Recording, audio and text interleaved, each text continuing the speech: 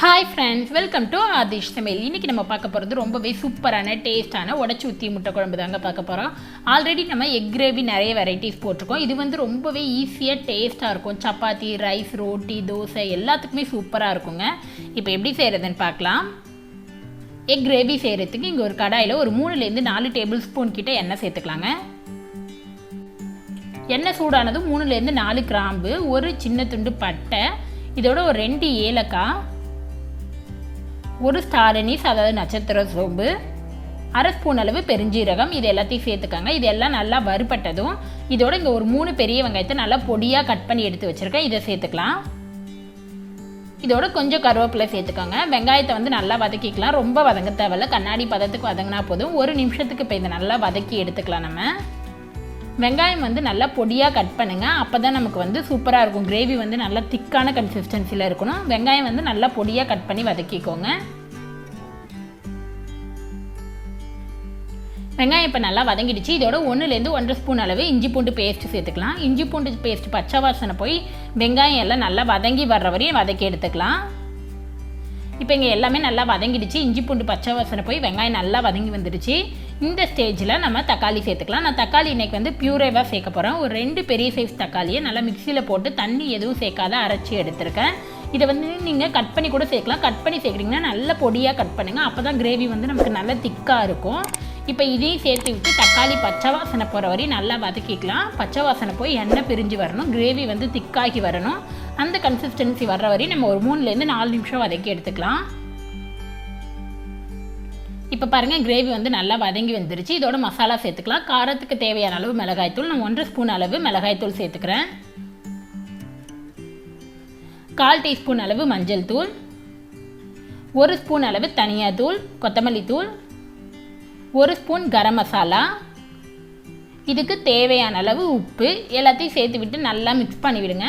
இந்த மசாலா பச்சை வாசனை போய் நல்லா எண்ணெய் பிரிஞ்சு வரணும்.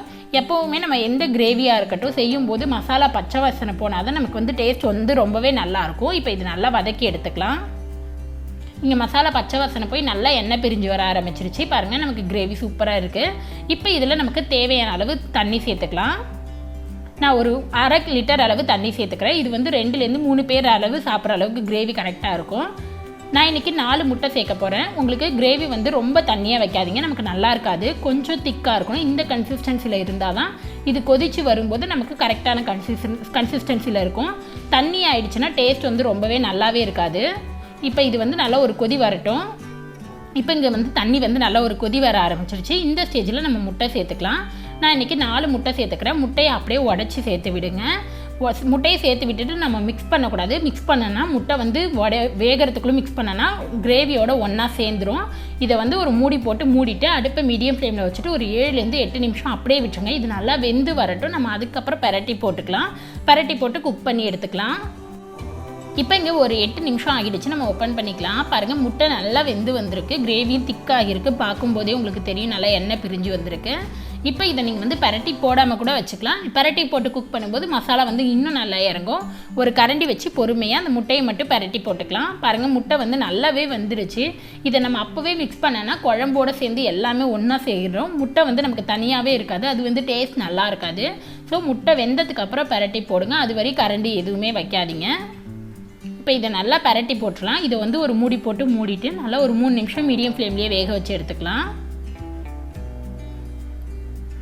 இப்போ இங்கே 3 நிமிஷம் வேக வச்சு எடுத்தாச்சு. பாருங்கள், கிரேவி வந்து சூப்பராக ரெடி ஆகிடுச்சு. இதோட நீங்கள் வந்து நல்லா பொடியான இருக்குன்னா கொத்தமல்லி தழை தூவி விட்டுட்டு மிக்ஸ் பண்ணி விட்டுட்டு அடுப்பை ஆஃப் பண்ணிவிடுங்க. அவ்வளோதான், நம்மளோட எக் கிரேவி வந்து சூப்பராக ரெடி ஆகிடுச்சு. பாருங்கள், நல்லா முட்டை அவ்வளோ சூப்பராக வெந்திருக்கு. கொஞ்சம் கூட உடையில. நம்ம ஊற்றின முட்டை எல்லாமே அவ்வளோ சூப்பராக இருக்குது. கிரேவி நமக்கு நல்லா திக்காகி வந்திருக்கு. இந்த மாதிரி இருக்கும்போது தான் ரைஸோடையாக இருக்கட்டும் இல்லை சப்பாத்தி, இட்லி, தோசையோடு சாப்பிடும்போது டேஸ்ட் வந்து ரொம்பவே சூப்பராக இருக்கும். நீங்களும் ட்ரை பண்ணி பார்த்துட்டு எப்படி இருந்துச்சுன்னு மறக்காமல் கமெண்ட்டில் சொல்லுங்கள். நம்ம சேனலை சப்ஸ்கிரைப் பண்ணாதவங்க அப்படியே சப்ஸ்கிரைப் பண்ணுங்கள். நெக்ஸ்ட் ஒரு நல்ல ரெசிபியில் உங்களை பார்க்குறது வரைக்கும் பாய்.